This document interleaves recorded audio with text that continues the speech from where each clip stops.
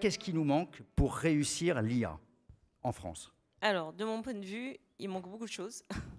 La première, c'est la formation. La deuxième, c'est la culture de l'IA dans la société. On parle de data, les capteurs vont envoyer des data, les capteurs envoient des signaux. On est loin encore d'avoir de la data. Et ce qui nous intéresse au niveau de l'IA, lorsqu'on se plonge dans la pyramide cognitive, c'est les signaux, la data, l'information, la connaissance et la conscience. Avant d'arriver à faire des choses intéressantes avec les signaux qui remontent des capteurs, il y a un petit peu de chemin à faire avant d'arriver. Et ces transformations de l'information, du signal à la donnée, à l'information, à la connaissance, voire la conscience de est-ce que c'est une situation intéressante ou pas, est-ce que c'est une situation critique ou pas, toutes ces transformations vont être opérées par l'intelligence artificielle. Donc nous, on a travaillé sur le bâtiment intelligent, donc je fais juste une petite parenthèse là-dessus, et ce que nous avons fait, on a travaillé sur ce qu'on appelle aujourd'hui la privacy by design. On a utilisé des capteurs qui ne repassent pas, qui ne font pas passer l'information par les serveurs. Lorsqu'on installe ces infrastructures, ces middleware, on donne la capacité aux résidents de définir la politique de privacy qu'il veut mettre en place. Mais c'est lui qui est maître. Aujourd'hui, on peut, en utilisant des techniques, toujours de privacy by design, définir des vraies politiques de partage d'informations au niveau des bâtiments intelligents. Au niveau de ça. Mais le bâtiment intelligent, c'est un exemple. Ça peut être la ville, ça peut être le quartier, ça peut être le territoire. C'est-à-dire qu'on peut donner, encore une fois, aux citoyens la possibilité de réfléchir à ce qu'ils ont envie de partager ou pas. Donc moi, aujourd'hui, je pense que la donnée, c'est bien.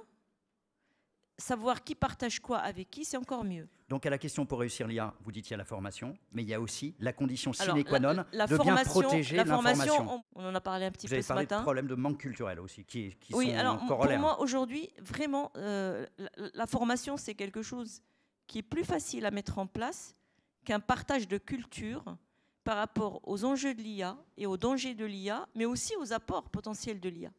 Moi, je pense personnellement que l'intelligence artificielle doit être introduite dans les classes élémentaires. Pour moi, elle doit être virale.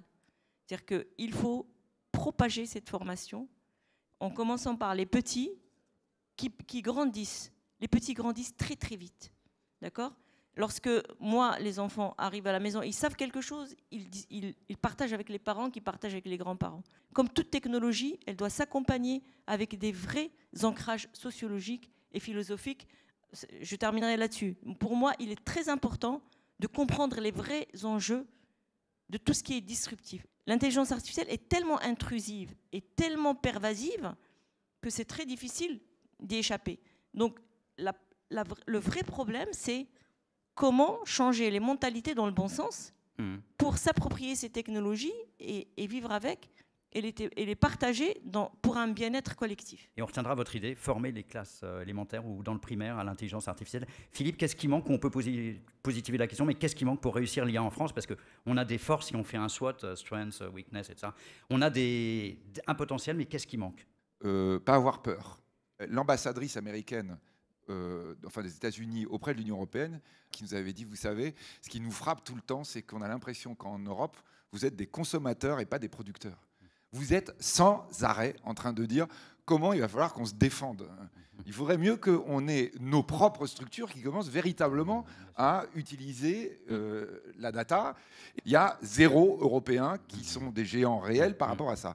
Résultat, les RGPD. Ce que vous disiez, Yves, évidemment, vous avez raison, que quand vous cherchez à savoir s'il y a une personne âgée ou une personne handicapée dans un logement social, on ne le sait pas.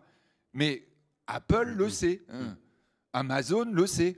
Vous êtes en train d'accepter tout le temps de donner vos données à des groupes étrangers, mais quand c'est le malheureux architecte ou le malheureux constructeur ou bailleur social français, alors on va dire ah non, ça c'est ma liberté, je veux ça, je veux pas que personne le sache. Mais vous rigolez, tout le monde le sait. Avec la RGPD, cette super invention européenne, on empêche l'émergence d'un groupe européen. Donc là, on va être super contents, c'est les Chinois qui vont savoir, mais eux, ils auront contourné notre RGPD et on sera complètement dans les choux. La principale obstacle, c'est que Je pense que le monde du bâtiment n'a pas dans ses gènes de départ de jouer collectif. Et c'est un vrai sujet. C'est un basculement sur... quand on se rassemble dans le bâtiment, chaque acteur se dit quelle va être ma part de marché, etc.